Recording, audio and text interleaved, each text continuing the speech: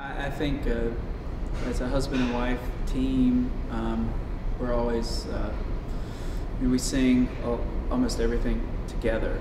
So we could obviously make folk records all day long.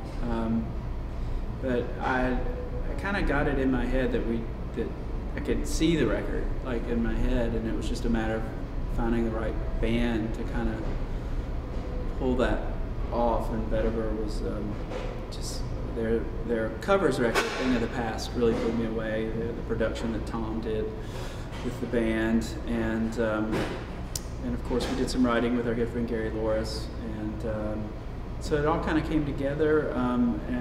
And it's fun to, I think this record has helped us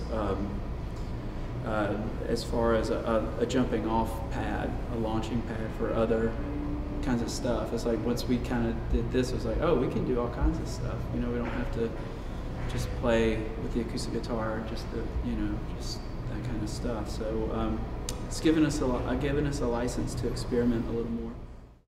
It was really interesting because we had the Vetiver guys, which was like Otto Hauser and Kevin Barker and Dan Hinman and a lot of those guys. And then we had brought in our sort of crew, which was like Radislav Lorkovic, Charlie Rose, you just met, and Ken Murray, who's going to play tonight. And and we all sort of converged at this little place called the Dreamland Studios up in near Woodstock, New York. And at certain points, it was just like Tom Monahan, who was, at the helm in this, in his producing the album with Andy Kabik.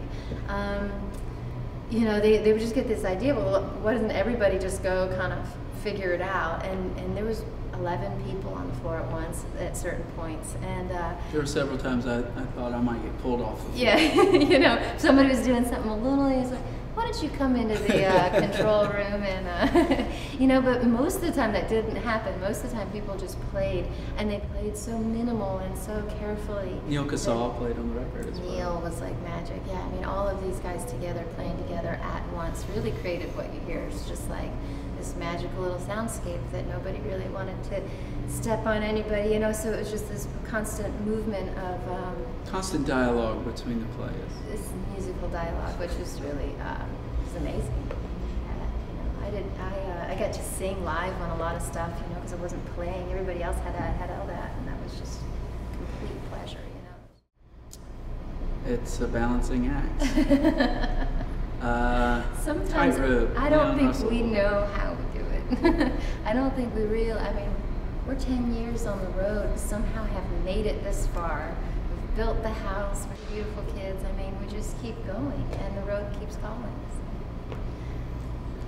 It's been nice to be rooted in Massachusetts. It's given us an opportunity to come down into New York City, much more than we were when we were living in South Carolina, and it's a great community up in the hill towns.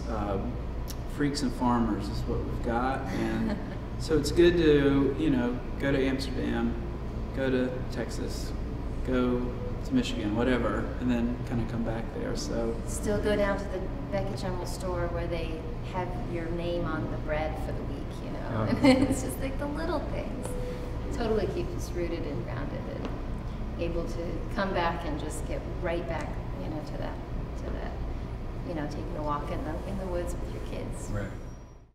Well, I think it's amazing. We've sort of treated folk singing like it kind of has always been treated. It's like, the folk singers raise folk singers, but I guess it was like that in the classical world where, you were classically trained and you trained your kids to be classically trained. And, but something happened, I think, with the 60s that, all of these sort of rebels got popular and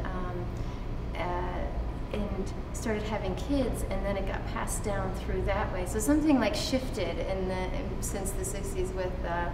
But we've always been living out in the country, and my dad had a bunch of us kids, and we all kind of took on the business. And it's not just the going out and singing business, but the my sisters who run the record company, and my brother who does all of the sound engineer and does all the stuff for my dad on stage and off.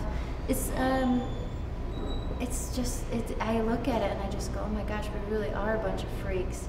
Somehow we all are involved in it, and it is amazing. I mean, we had the Guthrie family tour was 17 of us, 14 of us on stage making music. But I will say it's a good thing that we don't tour together all the time. Yes.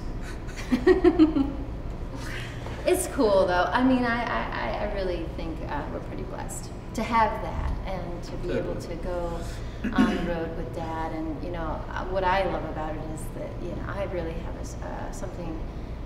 special thing with my dad now. It's like that I never had growing up, because he was always away and gone, and when I started to play music, all of a sudden I was like in his world, and I had something to talk to him about. I knew what he was going through. I can call him now, and he knows what I'm going through, you know, those kind of things. It's just really supportive. It's nice to have that, because this is not an easy thing, and sometimes it's really hard, and it's just like, well, you know, when those hard times, it's like, well, maybe I'll call my dad. I'm sure I'll have some great words to tell me to get me through. You know, it's like, that's key. Yeah, the other thing is, it's really nice to have kind of a launching pad of traditional music to come off of as well. I mean, because we're just so thickened with it that I think it's nice to, for us, it's like, okay, we can do that. We can go and do the traditional music, but that's over there. And now it kind of opened us up and freed us up to doing what we do, I think, and which is what we really love. I think I'm most excited about the future of making more records with this record. We've been on the road for a lot of years, and that's all well and exciting. But the prospect of being able to stretch out a little bit more and make some more records, you know, that's exciting for me. I love playing live. Playing with the band has been a lot of fun. So I'm excited about making some more records. Yeah, we've sort of gone electric. Sarah Lee has an electric guitar. But even still, I mean, we've been playing with our 2 acoustic guitars for a long time, and just recently we're both now electric, and that's totally different. I grew up playing. It's fantastic. It's so much fun. I'm having a blast. It seems like I just started. I grew up playing, you know, in bands, playing loud, and it was an acoustic. We love doing both. It's exciting to be able to shift. You know, it's like, okay, and I feel like we're in a good spot where we've shifted and we're playing more electric guitars, but the acoustic is always there. And yeah, we definitely do both, because I remember we did like a whole string of electric shows, and we were like, wow, this is so awesome. And then we did a whole string of acoustic shows right after that, and I remember going, wow, I love this. You know, it's nice to have both, and they do I mean, it's exciting.